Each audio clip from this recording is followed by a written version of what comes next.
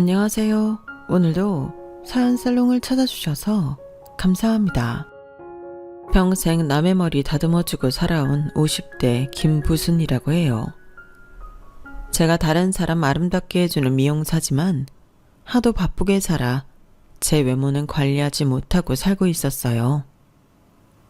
TV에서 제 나이 또래의 여자 연예인들을 보면 대체 어떻게 관리를 했는지 진짜 팽팽하더군요. 어쩔 수 없이 거울 속의 제 모습과 비교되더라고요. 전 미성년자 시절 엄마 아빠 다 잃고 이른 나이에 결혼했어요. 아들 하나 낳고 살다가 어쨌든 다 죽고 다 떠나버리고 저와 아들만 남겨졌기에 이 악물고 평생을 제 아들까지 책임져야 했죠. 세상에 온전히 저와 아들만 남았을 때는 내 소중한 아들이지만 큰 부담으로 느껴질 때도 있었어요. 아마 저와 같은 입장에 처해 보신 분들이라면 공감할 수 있을 거예요. 내 목숨 걸고 희생해서 나름대로 열심히 키운다고 키웠는데 중간에 사춘기가 좀 심하게 와서 전문대 졸업하고 작은 기업에 취업했어요. 요즘 같은 불경기에 취직한 것만 해도 감사하는 마음을 갖고 있긴 해요. 그런데 말도 안 되는 며느리랑 성급하게 한 우리 아들 결혼이 비극으로 끝나게 된 것도 다 내 탓인 것만 같아요. 불과 한 달 전까지만 해도 진짜 끊임없이 내 탓하다 보니 우울하기까지 하더라고요. 내 아들이 꽃뱀과 결혼하게 된 것도 내 탓. 머리하는 천한 여자라며 사돈 집으로부터 무시받은 것도 내 탓인 것만 같았죠. 지금은 내 아들이 이혼해서 더 이상 며느리는 아니지만 전 며느리를 꽃뱀이라고 부르는 게 너무하게 느껴지시나요? 제가 악독한 시애미처럼 보이나요? 제 억울한 인생사를 끝까지 들어보시면 오히려 절 동정하게 되실 거예요. 소설은 허구라고 하잖아요. 정말 허구 같은 거짓말 같은 제 삶을 생각하면 일단 눈물부터 나요. 하도 억울하고 서러워서요. 어째 이렇게 박복한 팔자를 타고났는지 여러 사람에게 뒤통수를 맞기도 여러 번이었죠. 제가 좋아하는 사연살롱 구독자분들에게 이런 내 이야기를 조금이나마 털어놓으면 속이라도 뻥 뚫릴 것 같아서 사연을 보내봅니다. 끝까지 경청해 주시고 동정의 말도 좋고 질책도 좋으니 한 말씀들 해주세요. 마치 친한 친구처럼 말씀해 주시면 다 새겨 들을게요. 삶이 하도 기구하여 어디서부터 고해성사를 시작해야 할지 감도 안 잡히네요. 그냥 영화 한 편 본다고 생각하시고 제 이야기를 들어주세요. 진짜 영화로 내도 될 만큼 드라마틱한 삶이었으니까요. 지금부터 시작할게요. 남들은 어렸을 때 엄마 아빠 품에 안에 있을 때라도 행복했던 기억이 있다는데 전 거의 없어요.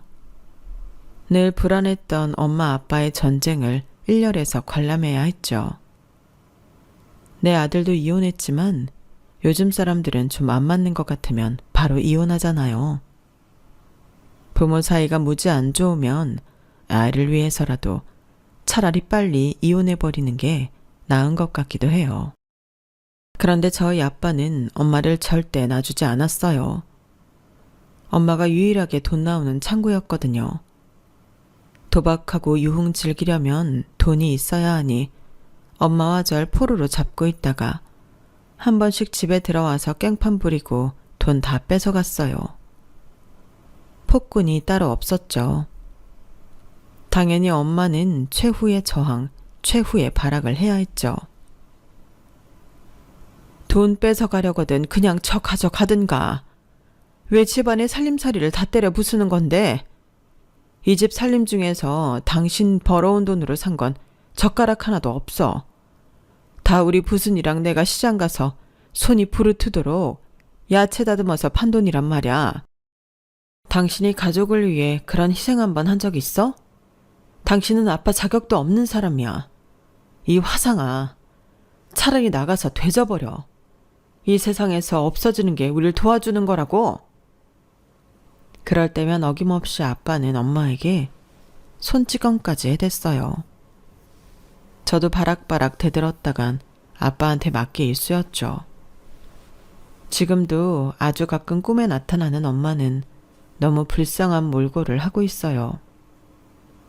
아무리 어렵게 살았대도 단 한 번 꿈에서라도 사모님처럼 모피코트 입고 럭셔리하게 나타나면 안 되는 건지, 그 존재가 너무 불쌍하여 엄마 꿈을 꾸고 나면 꼭 눈물이 나더군요.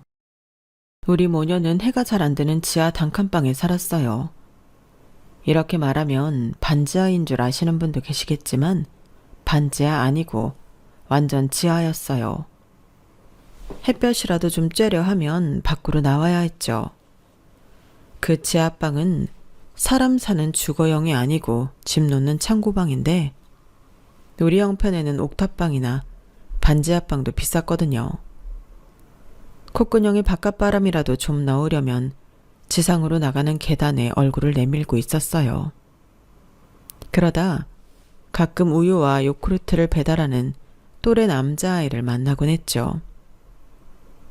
남자아이는 계단에 얼굴만 내밀고 있는 절 보고는 귀신 본 것 마냥 깜짝 놀라더군요.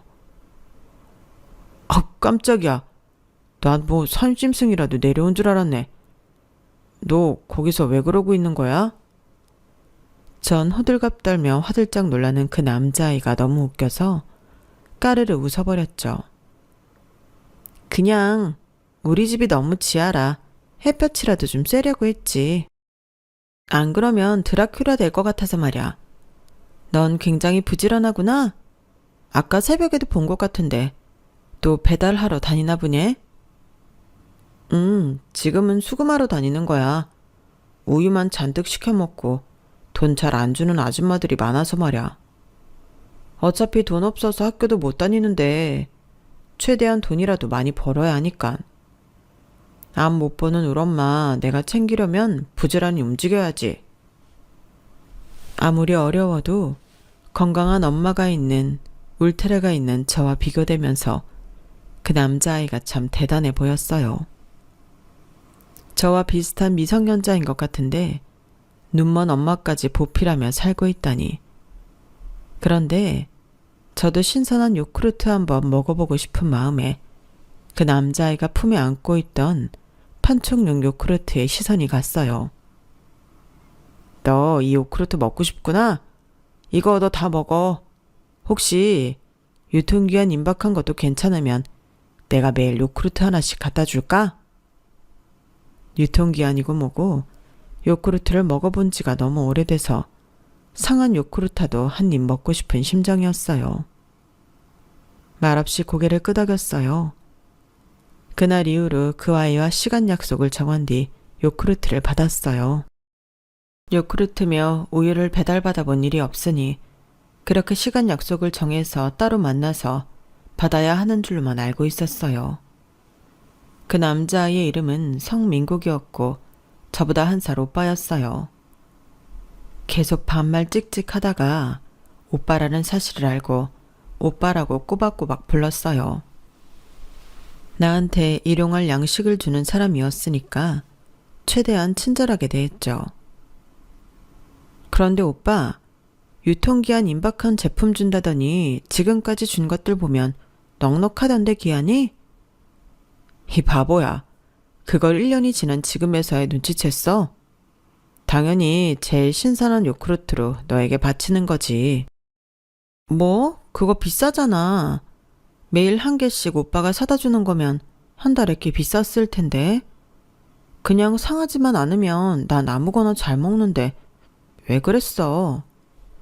왜긴 왜냐? 널 최고로 좋아하니까 그런 거지, 이 바보야. 진짜 배달만 해줄 것 같으면 이렇게 매일 만나서 줄 일도 없어. 니네 지하방 앞에 그냥 놓고 갔겠지. 나 일부러 알바 시간 빼서 너에게 충성을 다하는 중이니 이 마음을 이제 좀 알아주길 바란다. 이 바보 맹추야. 민국 오빠가 돌직구로 고백을 해오니 제 얼굴은 발그레해졌어요. 그날 이후로 우린 소꿉장난처럼 사귀기 시작했어요. 전 고등학교를 다니는 소녀였고 남친은 학교를 다니지 않고 돈 벌며 시각장애인인 엄마를 보필하는 소년 가장이었죠. 거창하게 사귄다고는 했지만 그전과 다를 바는 없었어요. 하루에 자는 시간 4~5시간만 빼고 뺑뺑이로 돈 벌러 다니는 남친이었기에 요구르트를 주는 그 시간 빼고는 만날 길이 요원했죠. 스마트폰도 없던 시절이었으니 연락도 자유롭지 않았고요. 하지만 우린 서로 어려운 처지에 놓인 사람들이었기에 의리와 믿음이 있었던 것 같아요. 저 또한 맨날 지지고 볶으며 집엔 잘 들어오지도 않던 아빠. 삶의 고단함에 지쳐 일 끝나면 항상 누워 계시는 엄마와 우울하게 집에만 있다가 민국 오빠가 주는 요구르트를 받으러 잠시 집 밖으로 나갈 때면 너무 좋았어요. 어둠 속에서 한 줄기 빛을 따라 기어 올라가는 황홀함이 느껴졌죠. 하지만 하늘은 저의 그런 소박한 즐거움도 허용하지 않았어요. 엄청나게 충격적이고 비극적인 사건이 터지고 말았죠. 엄마는 주말이라 무처럼 일을 쉬며 낮잠을 주무시고 있었고 전 또 지상으로 향하는 계단에 앉아 얼굴을 쏙 내밀고 있었어요. 그런데 갑자기 뻥 하는 굉음이 들리면서 제가 살고 있던 주택은 삽시간에 불길에 휩싸였어요. 시뻘겋고 뜨거운 불이 금세 지하 우리방까지 옮겨 붙었고 폭발음에 자빠진 저를 누군가가 들쳐업고 대문 밖으로 빠져나갔어요. 바로 민국 오빠였죠. 부순아, 괜찮아? 아마 니네 주인집에서 가스통이 폭발한 것 같아. 다친 데 없어? 다행이다. 오빠는 절 꼭 껴안으며 눈물을 흘렸어요. 그 사이 신고받은 119가 요란한 사이렌 음과 함께 출동하더군요. 전 정신이 들자 엄마가 아직 저 지하방에 계시다는 생각이 번쩍 들었어요. 엄마가 아직 지하에 계셔. 소방관 아저씨, 우리 엄마가 지하방에 계세요. 얼른 좀 구해주세요. 아니, 내가 뛰어들어갈게요. 엄마. 당장이라도 불숲에 들어가 지하방에서 낮잠 자고 있던 우리 엄마를 구해오고 싶었어요. 제가 뛰쳐 들어가려고 하자 민국 오빠며 소방관까지 모두 말리더군요. 고맙게도 완전 무장한 소방관님이 여기저기 그을린 엄마를 잠시 후 업고 나왔어요. 그런데 어쩐지 엄마는 의식을 잃고 축 늘어져 있더군요. 엄마 정신 차려요. 어디가 불에 탄 건 아닌 것 같은데 왜 눈을 못 뜨고 있어. 바보같이 왜. 구급차에 실려 병원으로 곧장 향하면서 온갖 응급조치를 다 받았지만 엄마는 끝내 깨어나질 못하셨어요. 전 그때까지만 해도 불나면 사람들이 불에 타 죽는 줄 알았는데 유독 가스에 질식해서 죽는 경우가 훨씬 많더군요. 엄마는 그렇게 허무하게 돌아가셨어요. 초라했지만 우리 모녀가 쉴 수 있었던 지하방도 세간살이도 다 한 줌에 제가 되어버리고 말았고요. 순식간에 모든 걸 잃었죠. 딱 한 사람, 민국이 오빠만이 내 곁에 남아주었어요. 그렇게 든든할 수가 없었어요. 오빠는 제게 제안을 했어요. 부순아, 앞 못 보는 우리 엄마지만 그래도 세상 둘도 없이 착한 분이야. 너 갈 곳도 없는데 우리 집에서 같이 살자. 엄마한테도 다 말해놨어. 가서 살림 같은 거 하지 말고 그냥 편히 쉬기만 해도 돼. 내가 네 손에 물 한 방울 안 묻히고 살게 해줄게. 너의 가족이 되어주고 싶어. 진짜 소박했지만 그게 일종의 민국 오빠의 프로포즈 같은 거였나 봐요. 아직 19살이었지만 어차피 며칠 후면 성인이 될 테고 갈 곳 없는 천의 고아가 돼버린 날 받아주겠다니 무조건 오케이 했어요. 그래 좋아. 고마워 민국 오빠. 오빠는 내 생명의 은인이야. 내 손에 물 좀 묻히면 어때? 앞으로 내가 잘할게. 그날부로 오빠네 집에 덜렁 몸만 들어갔어요. 화자를 모두 타버렸기에 제 수중엔 아무것도 없었죠. 거실에 덩그러니 오빠의 어머니가 계시더군요. 오빠와 앞으로 결혼할 작정을 하고 이 집에 입성했으니 그럼 저분이 내 시어머니 될 뿐인가? 뭔가 긴장되는 마음으로 안 못 보는 예비시모에게 그래도 예의를 갖추어 90도로 깍듯이 인사했어요. 안녕하세요 어머님, 저 김부순이라고 합니다. 오갈 데가 없는 처지가 되어 염치 없이 신세지게 됐어요. 죄송합니다. 시각장애인이라는 예비시모는 마구 울부짖으며 어떻게 내 손을 잡았는지 덥석 잡으며 말했어요. 아유, 젊은 처자가 고생이 많았어. 하늘도 무심하시지. 어찌 그런 고통을 주었는고. 나도 어린 나이에 사고로 울 엄마 잃고 시력도 잃고 했는데 나같이 불행한 사람이 또 있었구만. 자, 이 집에서 우리 민국이랑 나랑 같이 살면서 서로 의지하며 따뜻하게 살아보자고. 내 눈이 이래 놔서 큰 도움은 못 주겠지만 적어도 민폐는 안 끼칠게.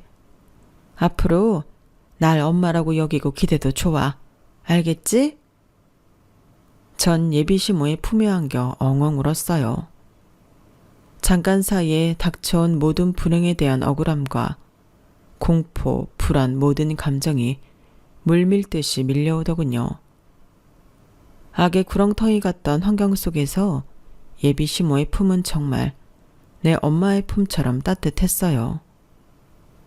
우린 급기야 바닥에 주저앉아 서로 껴안고 엉엉 울기 시작했죠. 그날부로 우린 진짜 가족이 되었어요. 결혼식은 생략했지만 혼인신고도 빠르게 서둘러 해버려서 정식 가족이 된 거죠. 시모에게는 처음부터 엄마라고 불렀어요.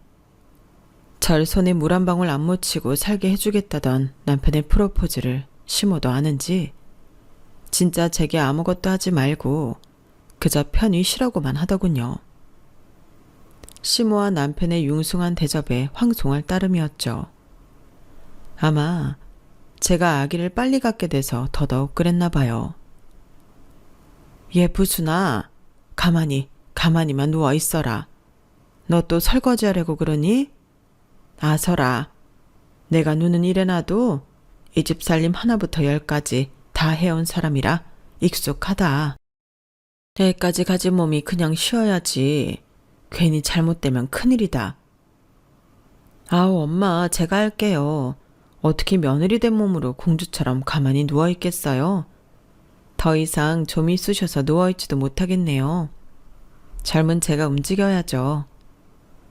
사고 나고 정신없는 사이에 이미 남은 고등학교 생활도 자퇴해버린 터라 가슴 한켠에 막연한 불안감이 있었어요. 저나 남편이나 찢어지게 가난한 집이었기에 진짜 공주처럼 가만히 있을 수만은 없었죠. 저도 함께 돈을 벌어야 했죠. 우리 아들 현수를 낳자마자 한 달 만에 일거리를 찾아 나섰어요.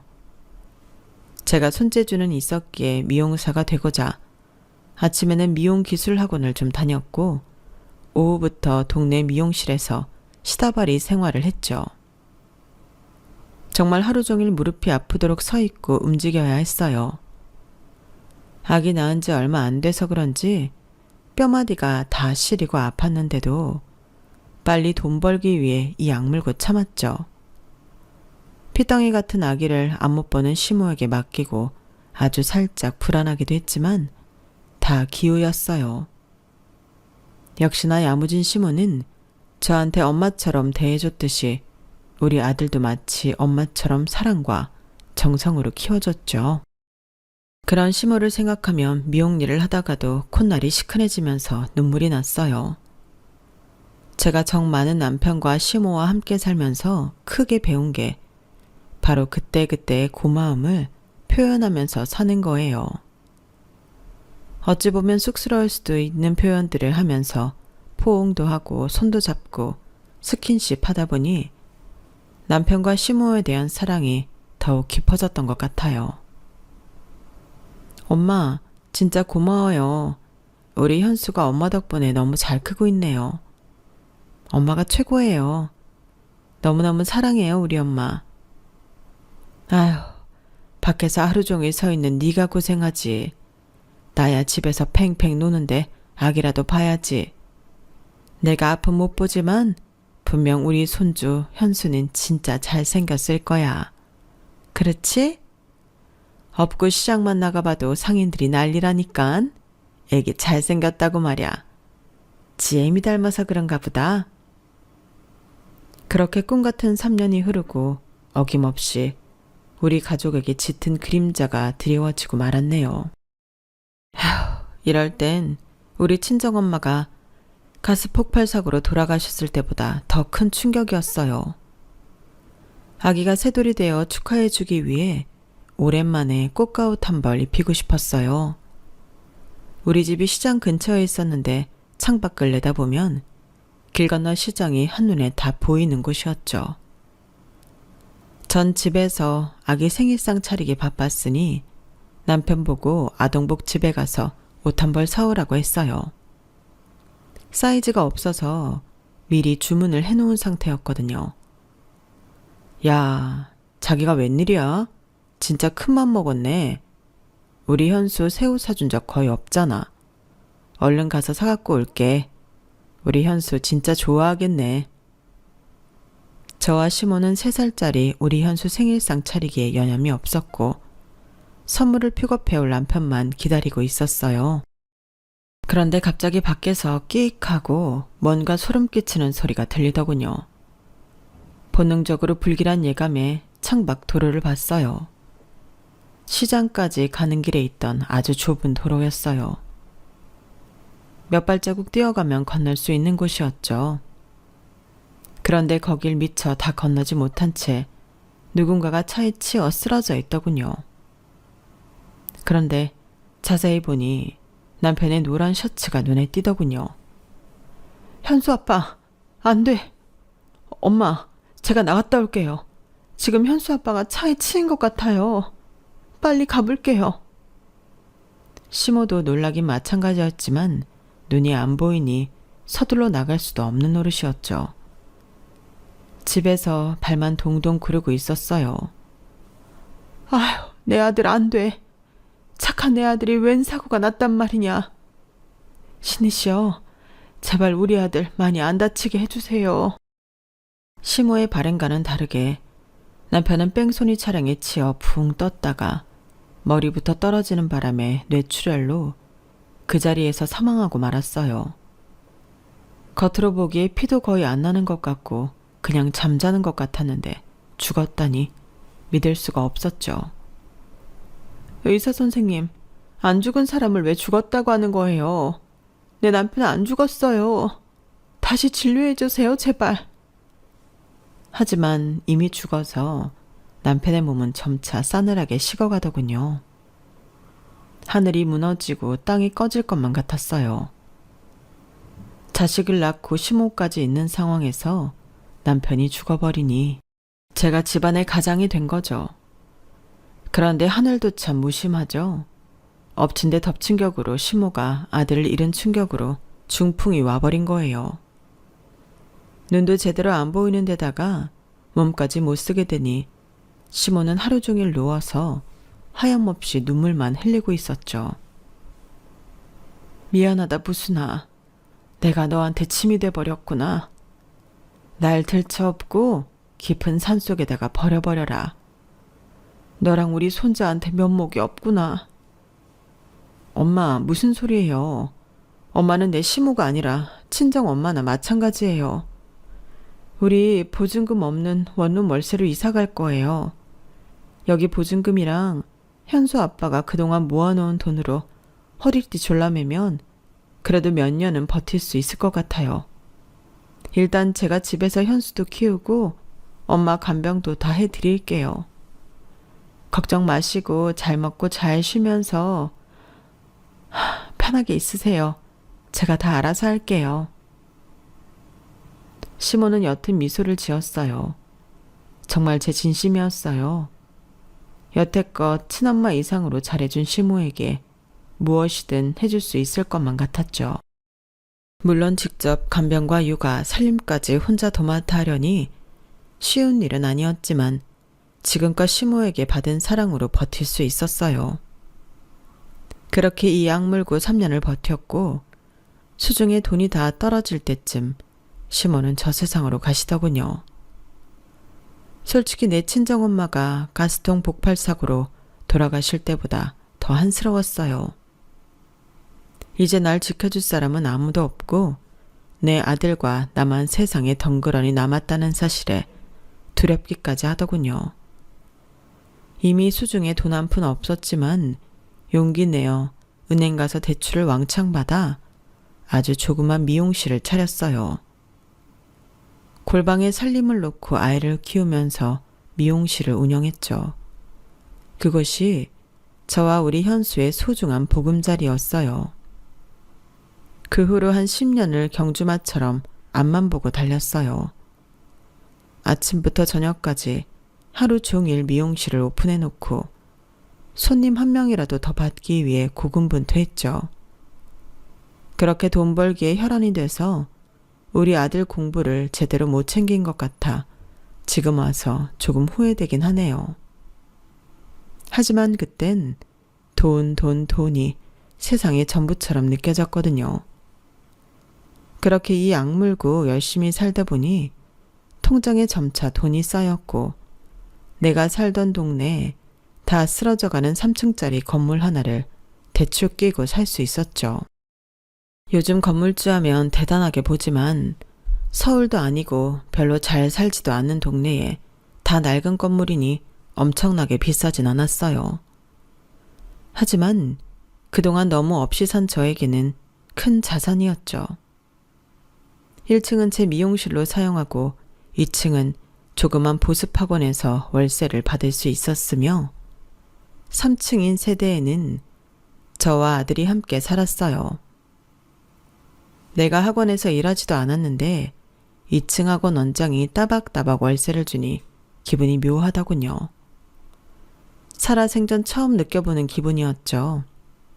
너무 좋아서 며칠 밤을 뜬 눈으로 지새기도 했어요. 이빠이 받은 대출이 마음에 걸리긴 했지만 지금까지 뼈 빠지게 미용실에서 일한 것과 같이 앞으로 계속 나아가면 해결되겠지 라고 생각했어요.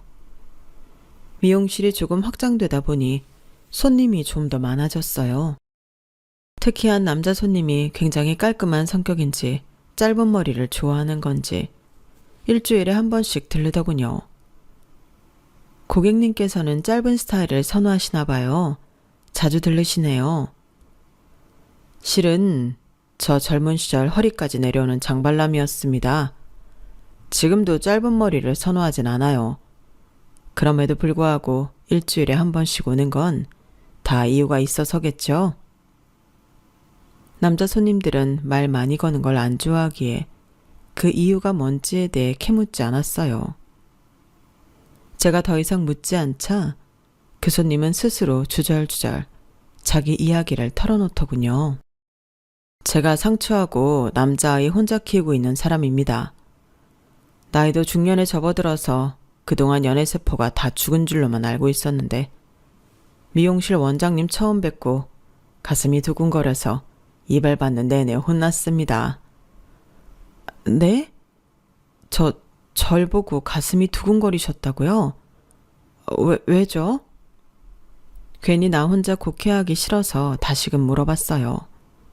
그랬더니 그 남자는 진짜 절 여자로 보고 대시를 해오더군요. 난 이미 아들 키우고 있는 아줌마인데 이래도 되나 싶었어요. 이런 고백을 듣는 것조차 뭔가 어색하고 이상했죠. 뭐라 대답해야 할지도 몰라서 그냥 다른 손님들 배웅하듯이 똑같이 수고하세요, 안녕히 가세요 하고 말았네요. 그 남자 손님은 다음 날부터 아예 대놓고 매일 찾아오더군요. 전 치과의사 하고 있고요. 이름은 박주철입니다. 나이는 45세이고 우리 아들 지호는 현재 18살입니다. 남자치고 좀 빨리 나왔어요. 박주철 이 남자는 몇 년 전 사별하고 홀로 아들을 키우고 있었어요. 우리 아들과 3살 차이 정도밖에 안 나는 것 같아서 좀 솔깃하더군요. 손님 없는 한가한 시간에 이 남자와 아이 얘기 등을 하면서 좀 더 친숙해졌어요. 솔직히 말하면 저도 이 사람이 절 여자로 봐주는 게 싫지 않았나 봐요. 그동안 남자고 뭐고 개처럼 돈 벌고 모으고 내 아들 잘 키우는 것에만 집중하고 살아서 내가 여자인 것조차 까먹고 살았는데 내가 좋다며 쫓아다니는 남자가 있다는 게 신기했죠. 게다가 치과의사 같은 인테리가 날 좋아해 주는 게 좋았어요.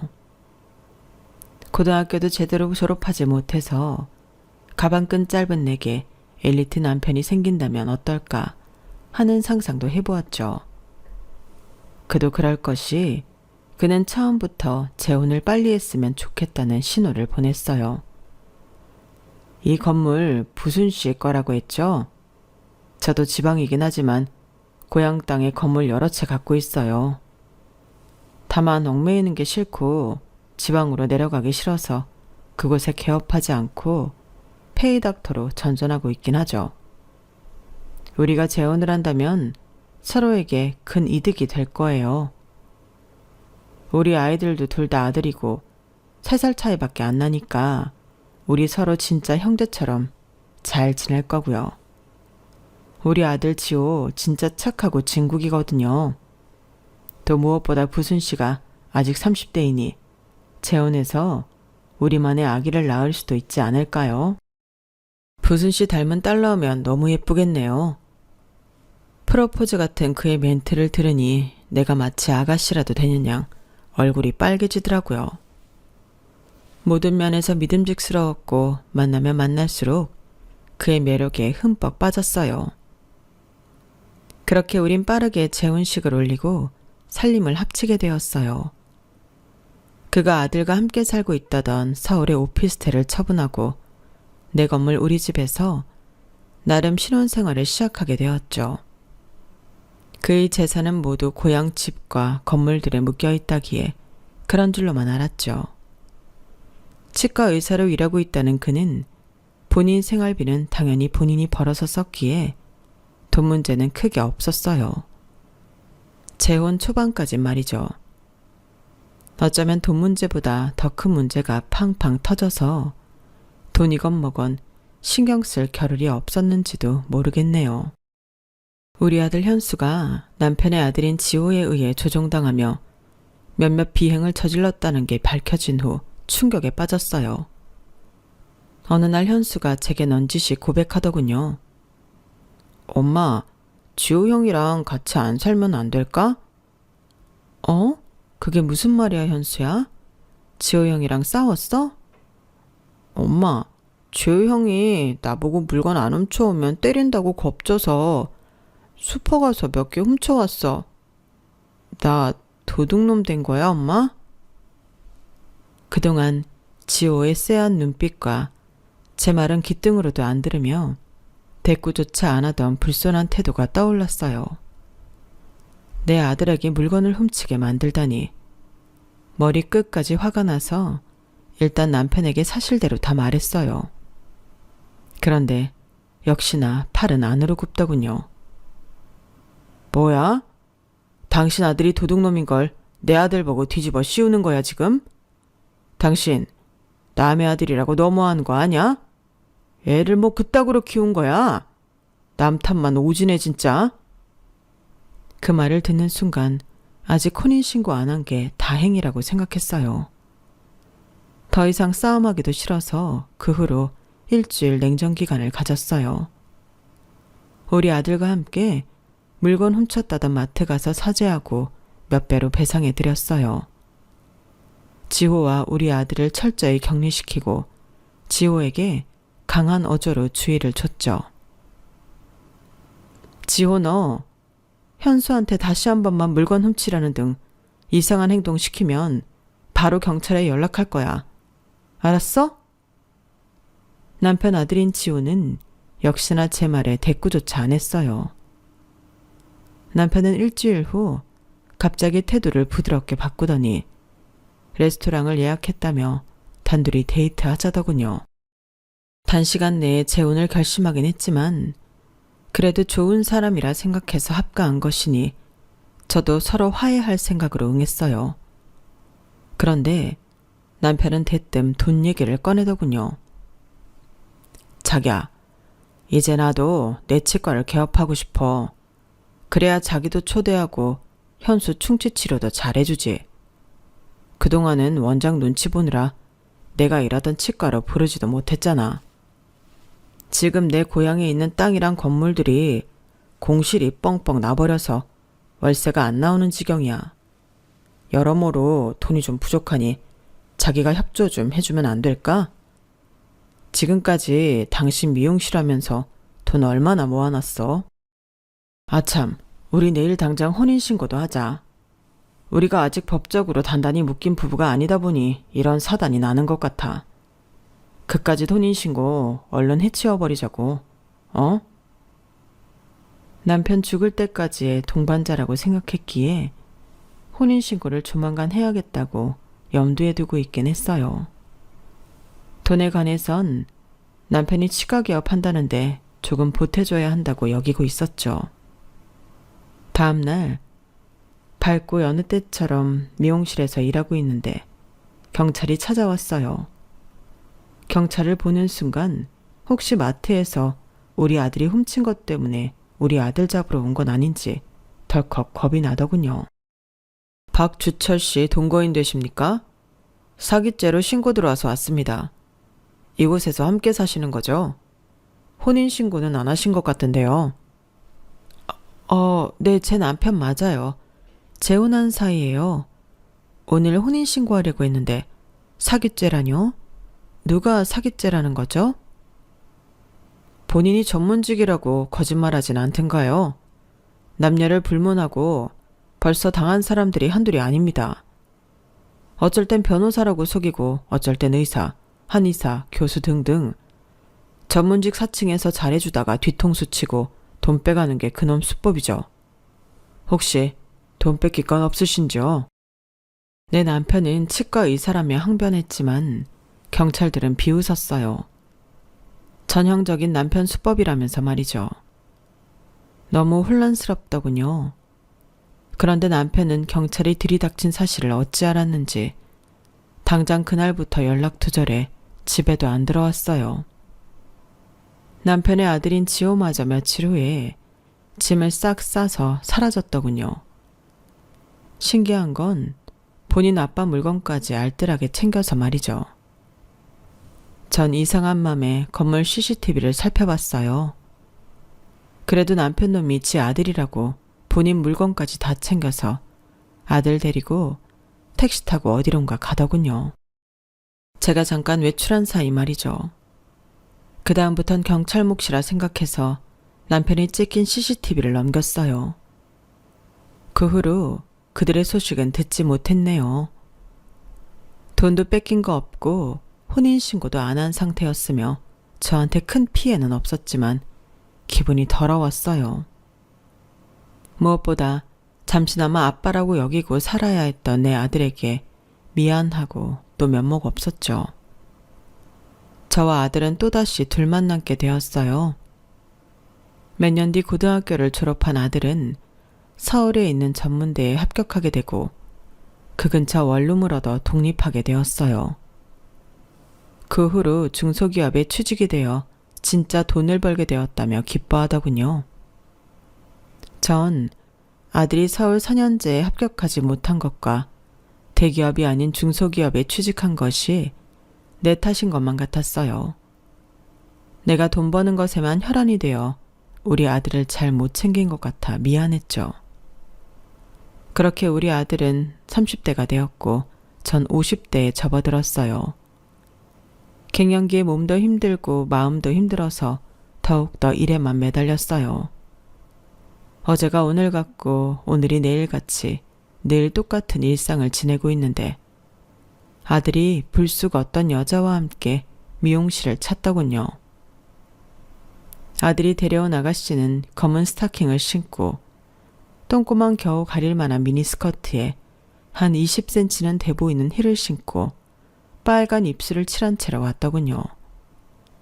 아무리 선입견을 가지려 하지 않아도 저절로 편견이 생겼어요. 제 눈엔 완전 양아치 랄라리 아가씨가 따로 없었죠. 거기에 아들의 멘트가 절 뒤로 넘어가게 했어요. 엄마, 우리 결혼해야 할 것 같아요. 헌팅포차에서 만난 지 몇 개월 안 됐는데 수연이가 임신했거든요. 정식으로 사귀기로 했어요. 결혼도 곧 해야겠죠? 배 더 나오기 전에 말이죠. 뭐라고? 임신? 결혼? 이게 무슨 말이냐, 현수야? 갑작스레 헌팅포차? 뭐? 아, 내 아들 맞냐? 너 대체 나한테 왜 이래? 엄마, 이래봬도 수연이네 집이 강남 아파트 살고 대대로 공무원 집안이에요. 수연이도 결혼하고 아기 나오면 취업 자리 알아본대요. 멋진 워킹맘이 되고 싶다면서요. 워킹맘? 아, 강남 아파트고 뭐고. 아니 그렇게 결혼이 하고 싶거든 예비 시어머니한테 좀 조신하게 하고 오든가. 나 너무 놀라서 쓰러질 것 같으니 다음에 다시 오려무나. 다시 얘기하자. 수연이라는 아가씨는 입술을 삐죽이며 미용실을 나가버리더군요. 예의도 없는 아이인지 내게 인사조차 하지 않고 말이죠. 그러거나 말거나 제게는 너무 쇼킹한 일이었어요. 이미 임신까지 했다니 결혼을 말릴 수도 없는 노릇이었죠. 마음을 진정시키기 위해 좋게 생각하려 했어요. 어차피 결혼은 시켜야 하니 며느리 될 아이를 긍정적으로 보려 했죠. 아들이 최대한 빨리 결혼을 하고자 하니 상견례도 빨리 해버리기로 했어요. 어차피 그쪽도 아버지가 돌아가셔 안싸돈만 있다고 하더군요. 상견례 자리에 나갔더니 공무원 했다던 안사돈이 지랄맞게 저와 아들을 맞았어요. 저런 성격으로 어떻게 공무원 했나 싶더군요. 내 딸 임신시켜놓고 내 강남 아파트 가져가려고?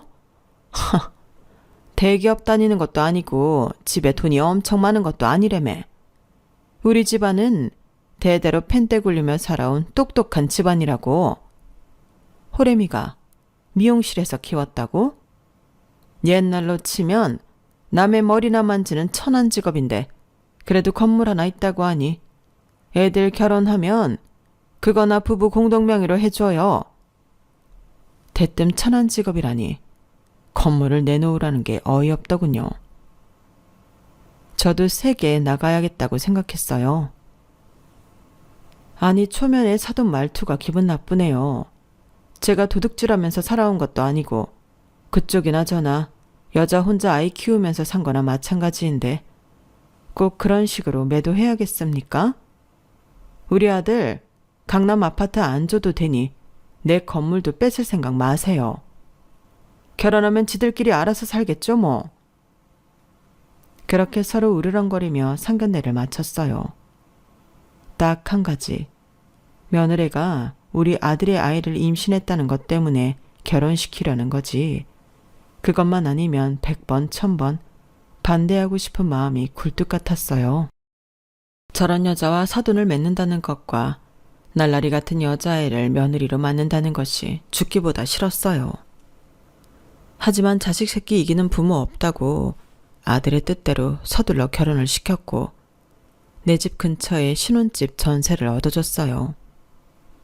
사실 며느리가 마음에 안 든다고는 했지만 우리 아들의 핏줄인 내 손주를 가까이서 보고 싶은 욕심이 있었거든요. 그런데 곧 후회하고 말았어요. 동네에서 임신한 며느리를 가끔 목격할 때마다 기함을 토하는 만행을 보여줬거든요. 그 아이는 제가 무엇을 상상하든 그 이상을 보여주더군요. 얘아가, 너 지금 술 마시는 거니? 너 임산부가 거기 호프집에서 남자들이랑 지금 뭐 하는 거냐? 어머님, 이거 노난콜이에요. 술 아니라고요. 얘네는 그냥 남사친이에요. 어머님, 너무 쿨하지 않은 거 아니에요? 옛날 사람이라 그런지 고리타분하긴. 그냥 남사친 무릎에 앉아서 같이 음료 한 잔 즐기는 것 뿐인데 남들 보기 부끄럽게 왜 이러는 거예요, 진짜? 짜증나. 뭐? 짜증? 고리타분? 남사친 좋아하네. 당장 집에 기어들어가지 못해? 내 아들 걱정할까봐 참 알리지도 못하겠다. 임신했다는 애가 최대한 튀어나온 배를 가리고 다니며 맨날 놀러 다니느라 바쁘더군요. 다른 임산부들은 정기적으로 산부인과 다니면서 검진도 하고 초음파 사진도 받고 하던데 우리 며느리는 게으르고 노느라 바빠서 산부인과 한번 제대로 가지 않는 것 같았어요.